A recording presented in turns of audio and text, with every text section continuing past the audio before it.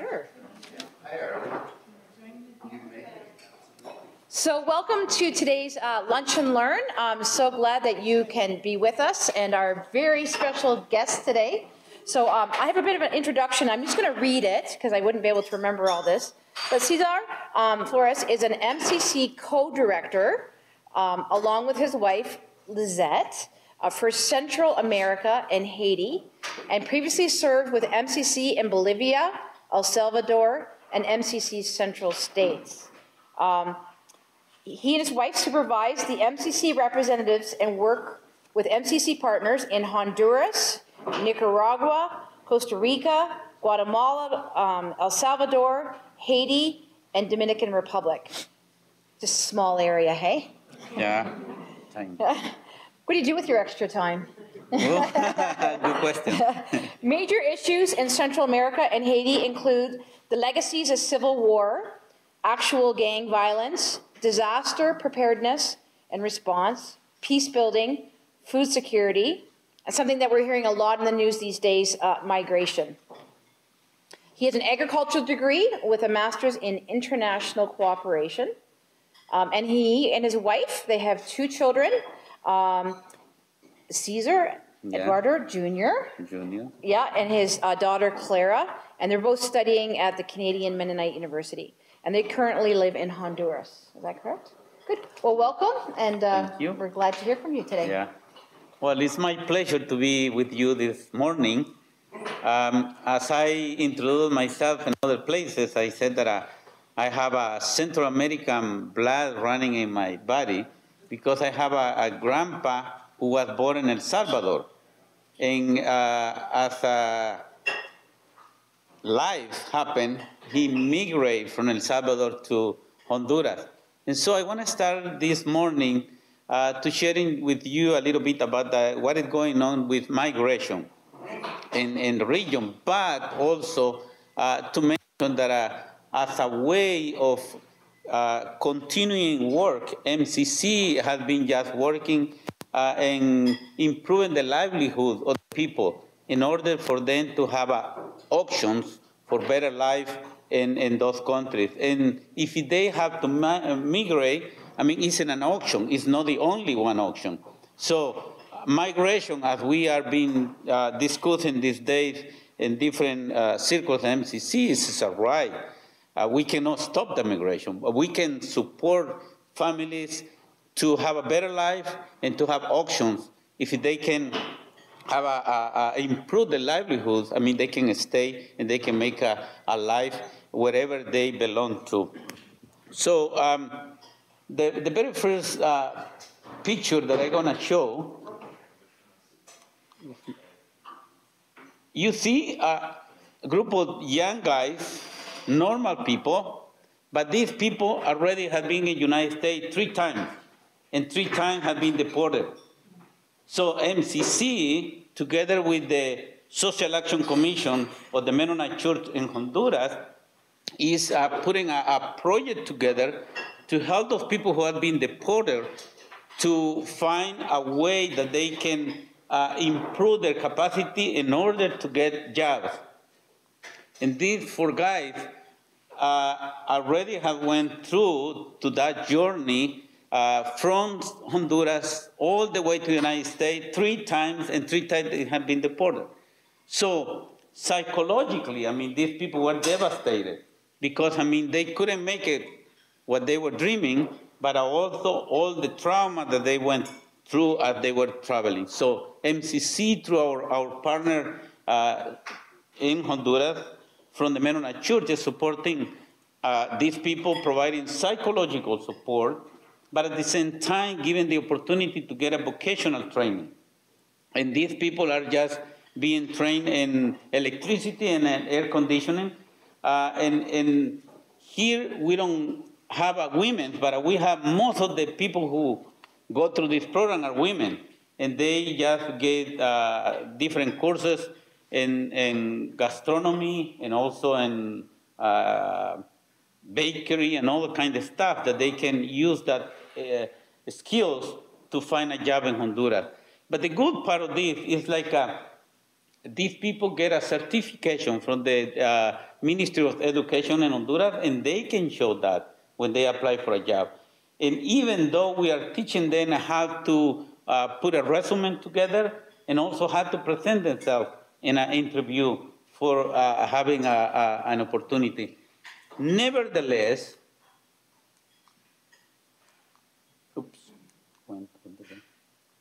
nevertheless, they keep talking that that doesn't assure them that they can get a job because the violence in their communities, sometimes they have to move out from the neighborhood, but also the government and the private business is not providing enough jobs for these kind of people because they request to have a higher education. But at least MCC is providing the opportunity for them to have a certificate and they can be qualified to work in those areas. Even though we keep talking to them, I mean, if you, for any reason, are gonna migrate, I mean, you are better prepared to do whatever you know in a different places. Ilona, who is the MCC country representative in Honduras from the Mennonite Church in Switzerland, she always just visit these people and support them, encourage them, because they say, guys, there are moments that we are tempted and we don't find a job and want to go back again. And it's going to be the fourth time. Lisette, who is there with the glasses, is my wife that she was introduced, and she's right now in Chiapas, co-facilitating a trauma healing workshop for those people who suffer discrimination down there in the south part of Chiapas. With one of the partners, they are working and facilitating a trauma healing training to help those people who just stop there because they cannot keep going north in this journey. But what I want to say is like these people really thanks MCC, and they told me, because we were mentioning that we were coming here, please tell the people that we send our greetings, but more than that, to thank them for what they are doing for us. We don't know them, but we know that there are people supporting us. And that means a lot for us because we know what that means to be a migrant and to be sent back. And here is another picture when they are just learning how to deal with electricity and air conditioning. They were just working in installing some electrical stuff. And I mean, they were working in actually live wires. And so we say, we don't want to interrupt you because we don't want to have any accident there. So, along the way that this caravan is coming to the north, MCC partnered with organizations who take care of migrants either in the way or because they cannot continue to the north and they stay there. This is a place in Guatemala City that take care about migrants. It's a Catholic organization that MCC partnered with. And during this caravan, I mean, MCC were able to share comforts and hygiene kits with this organization to share with all those people who spend the night there. I was asking them to get a picture of the people, and they said, no, we're not going to allow you to use a picture of the people, but we're going to show you the place that they stayed at night. Hundreds and thousands of people went through Guatemala, and of course, I mean, they were stopped in the border, and they had to fight with the police, and then they moved into Mexico. And two more partners in Mexico are just accompanying this caravan. The Social Action Commission that I mentioned before that is taking care of these people who are returned, they actually flew into Mexico, and they got some grant from Art Alliance, and they are accompanying that caravan, providing some support, food, and some help during the process of shelter. But why these people is migrating? And what is migration? I mean, climate change is causing a lot of problems in Central America. Here is another part of the country in Honduras where we just were responding with food assistance. And 2 weeks before that we did the response, I mean, we got a proposal asking MCC to support them with food assistance because drought. But 2 weeks later, a big rain came and washed up a lot of places. People were displaced from their houses because, I mean, the flood just covered all that area and destroyed the crops. I mean, the little crops that they were wishing to get to the point that they can yield was destroyed. So from drought to the flooding. So that is a partner in the south part of Honduras, just providing food assistance with the Brethren in Christ partner in that part of the country. I mean, for years, MCC has been partnering with this church there in between drought and flooding. And it's a big question because we want to improve the food security there. And we are working on conservation agriculture there. And we are making the best effort to do that. And CHEB is a great support in that way because we are putting a lot of money and a lot of effort there.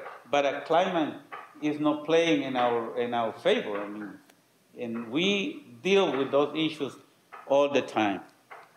So in Haiti, all the time we are dealing with emergencies, the earthquake, the hurricane, and a great support that we get for the people is canned meat. And we've been yesterday in Leamington and talking about canning and how important is that for here people get together, but also to have people there who are suffering because of these climate change issues. But in the middle of that, I mean, we only are not working in emergency. We have to find ways how to provide meaningful life for the people. And Haiti is a big problem, that reforestation. So reforestation is a big part of our work in Haiti.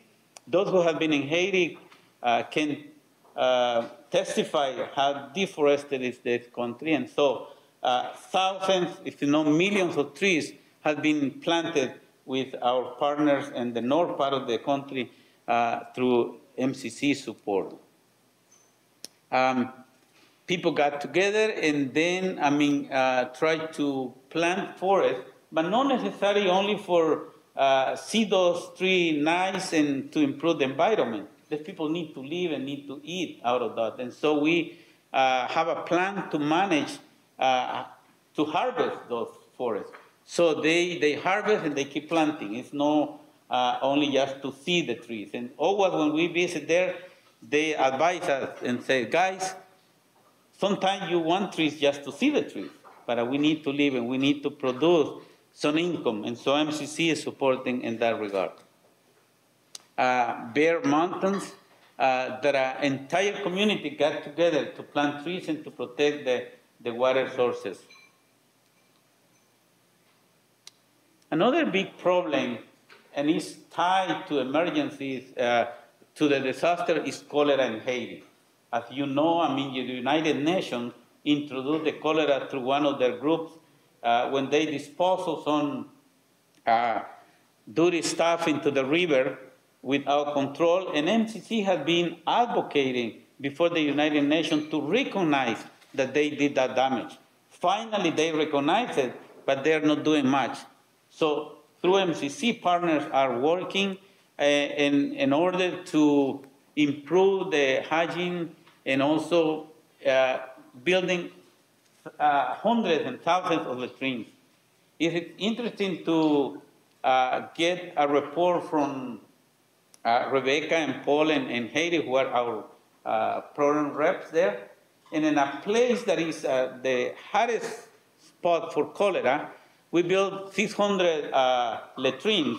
That means 600 families and can be 3,000 people.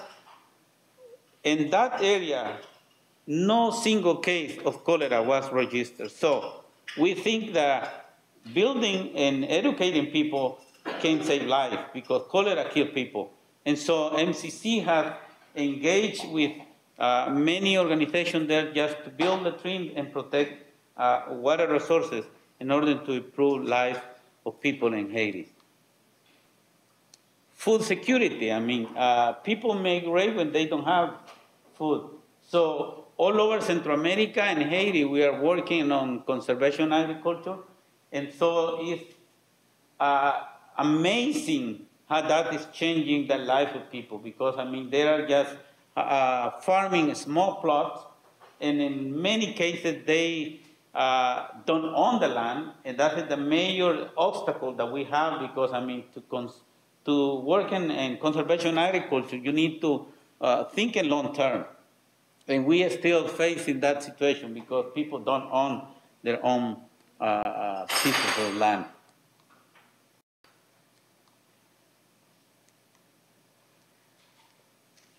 A main and no less important work that we're doing in the region is working with indigenous. As many other places in the world, I mean, indigenous have been put down for decades and for generations, and MCC is supporting indigenous and especially women with children and trying to give a space then for express their culture, but also providing some food for the houses. In Guatemala, MCC keeps supporting a group of women that they can just express their culture and also they can easily produce some food for their families. Guatemala is one of the most beautiful places in the world, and the rich soil, but it is the most or the highest level of malnutrition in the whole LACA countries. So we are working on that, and one of the reasons because that is happening is because the majority of the population are indigenous, and they don't have much access to the land and to the resources. Besides that, a lot of big companies have been mining or have been just building hydroelectric in their indigenous territory without getting their permission, or what is the technical word, consultation. And so MCC is advocating and is accompanying this community in order that they can be consulted in regards to the use of their natural resources in that area. So it's another group of workers, and these workers are already on land, and they have a coffee production. But in order to produce coffee, you need to invest a lot of chemicals. And so in two directions, MCC is supporting this local organization. One is to reduce the amount of chemical that goes into the soil, but also these people hardly can afford those chemicals because the coffee price is so low that even some producers decided not to harvest because it doesn't balance, I mean, the cost and the benefit of harvesting the coffee. So our workers, I mean, goes along with the partners and teach them how to produce some cheap, not necessarily herbicide, but some fungus product that they can control the roya, which is a big problem for coffee these days. So they're mixing there some products, lime and other kind of stuff, just to decrease the prices, and connecting farmers from one place and another. This is a big part that we are doing. I mean, just to put in connection then, if there are farmers who are having a best practice here, that they can share that knowledge with others, and not necessarily to bring somebody from another part far away with a high technology that people will not get. Most of the people that were in that training, they don't know how to write and read. So talking about minerals, talking about diseases, talking about this and that, it's not that easy to explain them how that functions. But MCC is trying to find people who really talk in the same level of the understanding of the people. So education is a key component. I mean, you cannot change nothing in a country if you don't educate the new generation. So MCC is putting a lot of efforts and a lot of resources in supporting partners who run schools, daycares, after school reinforced program. And tied to that, it has to do some kind of peace clouds and peace building with these little kids. Because, I mean, we live in a society that is so violent, and those kids are exposed to that. So MCC is providing to those partners a different way to see life, and so playing, doing this or that exercise that allows them to see that life can be done in a different way. This day, I mean, child protection is a big issue that we are trying to work along with partners in order to protect the children and the youth.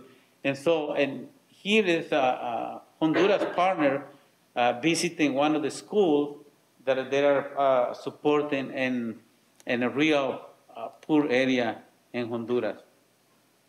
And I just put in this picture just showing the Nicaragua team.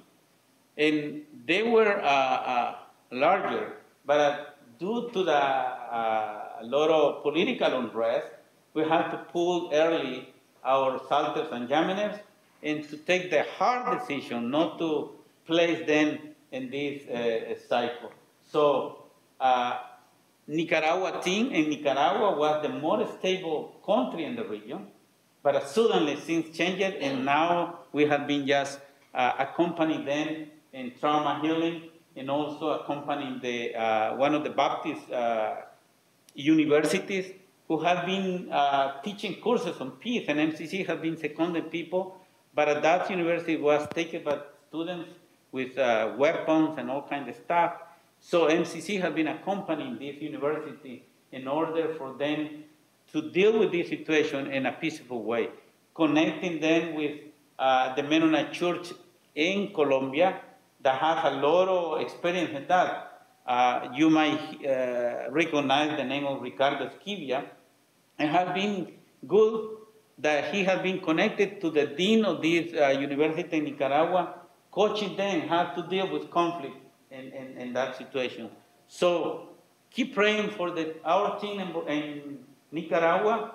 The situation is really worse, bad, it's getting worse, and they really appreciate our support because, I mean, many people were killed in a couple of days, thousands of people lost their jobs, and thousands of people are just fleeing the country into Costa Rica or Nicaragua. And these people, I mean, also are making a big difference because as you can see, I mean, more and more our teams are becoming diverse, and so that is something that MCC is working well, trying to include people from different backgrounds. And that doesn't make our work easier because it brings challenges, but at the same time, I mean, enrich the work that we are doing.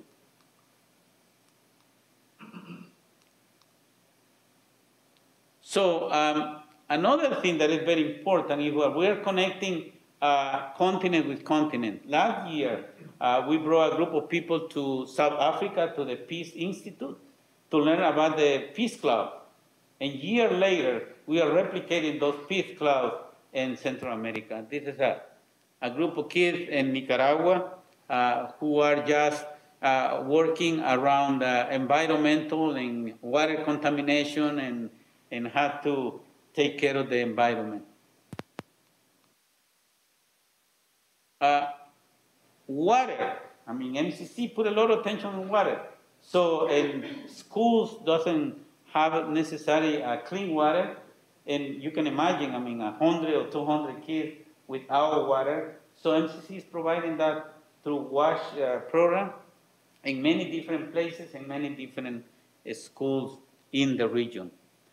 This is one of the typical schools in the countryside in Nicaragua, where MCC is working and trying to help them to have another sense of education and building water wells for them to have a clean access to water.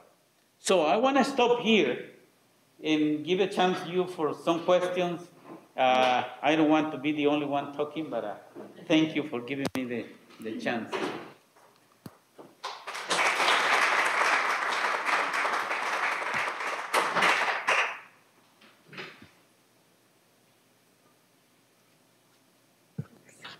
Hello, my name's Kaylee. Thank you so much for your presentation and for all of the amazing work that you do. I work here in our refugee resettlement program, and I have a question about the refugee caravan, as the media is calling it. I don't know if you've had a chance to follow the media right now and all of the information and fear that is really being spread as a result. Do you have a sense of how aware the families who are part of this caravan are aware of that fear that's being spread here? And do you have any thoughts as to, is there efforts that are made to communicate that reality? Do you think some of them would maybe change their minds if they knew? Just if you have any sense of what they're aware of as they migrate. A good question. Actually, MCC has a migration observatory, and we get together once in a while and talk about that. And this day we have been discussing among MCC different people how to respond to those questions. Actually, I mean, those people are leaving because they live in a really violent situation, a lot of extortion, a lot of trafficking, and also lack of access to education, as I mentioned, lack of access to job. And when you are a mother, and you have 3 kids, and you have a 6 months without a job, and the government not providing nothing at all. I mean, our governments are set up in a way that don't provide nothing for those who don't earn any income. So those people, and we always talk to them in those places, and when you talk to those people, they say, we don't have nothing to lose, only to win. So, and we don't want to fear people. That's one of the things. But the other reality that you need to know is that the same amount of people or daily, for example, from Honduras, statistics tell that 300 people leave every day. Here, the only thing is that they are together, trying to protect themselves from the danger of the way. And secondly, some of them, they don't have money to pay, because if you want to hire a coyote or a dealer, that costs between $4,000 and $12,000 per person. The only good thing that you have 3 chances. I mean, if you're lucky, they give you 3 chances if you don't make it. But every day, 300 people are leaving from Honduras. Here is like you put a month together. Yeah, but that is happening all the time. You need to realize that governments in Central America, part of the economy is depends on remittances. And so it's a way of contradictory speech. I mean, they talk with Trump, and Trump said whatever they said, no, we're going to do this and this. But each government knows that without all that money, I mean, the country is going to collapse. Right now, we are going to interview some people. Linda Espenshade is sending some questions, and we find out that there are some Mennonites in that caravan. And actually, one of those boys that I showed you first, that was in the course, he just in the caravan, he decided to go. So, and today we're going to interview them, exactly asking the same question. Are you thinking in this? What do you want to tell to the people in the north to fear or not to fear about what are you doing? And so all the time, we think that as MCC, we are working to provide better life down there. And if they decide to migrate, it's because, I mean, it's another option. but not the only option. And at this day, many of those people is the only option that they have.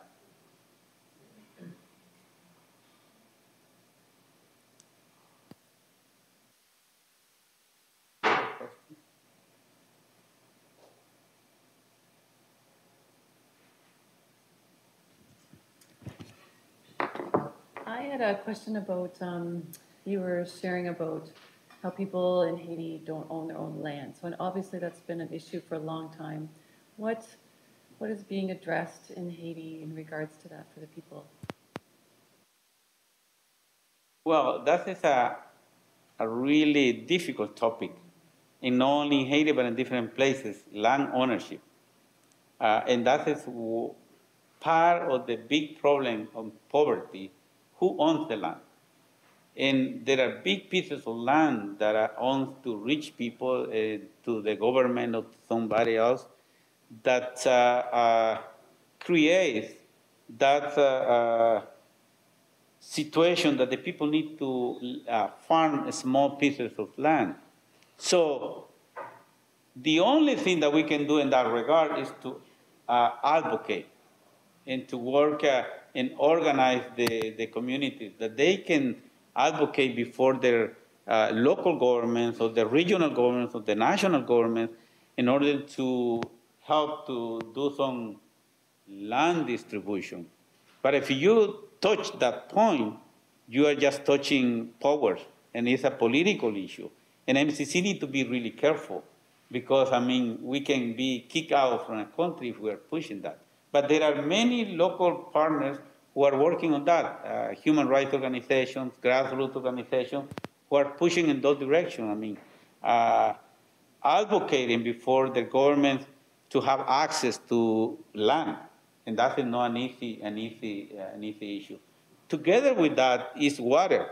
Water is becoming a source, a resource that is even taking control by some companies and some people. And MCC sometimes, I mean, the project that we put there is just to buy access to 2 inches of water.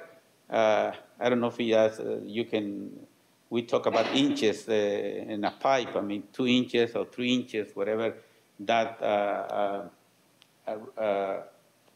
spring is producing. So if that water, according to the law, is in a big property, nobody owns the water, only the state. But what happened there is like people just reclaim ownership on the water. So sometimes we put money to buy this amount of water to benefit 300 people, just for, and pay to that rich person to allow them to do that. So what we do that is with the local government, we're in an agreement that this is now some resource that he's sharing with the local people. So in regards to the land, I mean, we can not do much, just to advocate for a better land distribution.